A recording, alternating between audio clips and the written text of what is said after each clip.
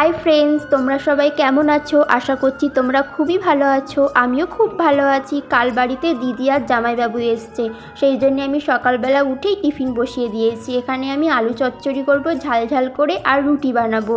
প্রথমে কড়াইতে তেল দিয়ে দিয়েছি, তারপরে তেলটা গরম হয়ে গেছে, তারপরে শুকনো লঙ্কার পাঁচফোড়নটা আমি দিয়ে নিয়েছি। তারপরে একটা কি সুন্দর সেন্ট এসছে, আমার তো খুব ভালো লাগে। আর এখানে দেখো ডুমো ডুমো করে আমি আলু কেটে নিয়েছি। আলু চচ্চড়ির জন্য অনেকে লম্বা লম্বা করে কাটে, কিন্তু আমার ডুমো ডুমো করে কাটে বেশি ভালো লাগে আলু চচ্চড়ি খেতে। আর তারপরে আমি দিয়ে দিলাম পরিমাণ মতো লবণ, তারপরে দিয়ে দিলাম হলুদ, তারপরে একটু সামান্য লঙ্কার গুঁড়ো দিয়ে দেবো। আমি সিম্পলের মধ্যেই করব, অনেকে অনেক কিছু দিয়ে করে আলু চচ্চড়ি, আমি সিম্পলের মধ্যেই করব। আর এখানে থেকে ভালো করে নেড়ে চেড়ে নিচ্ছি কষিয়ে মতন।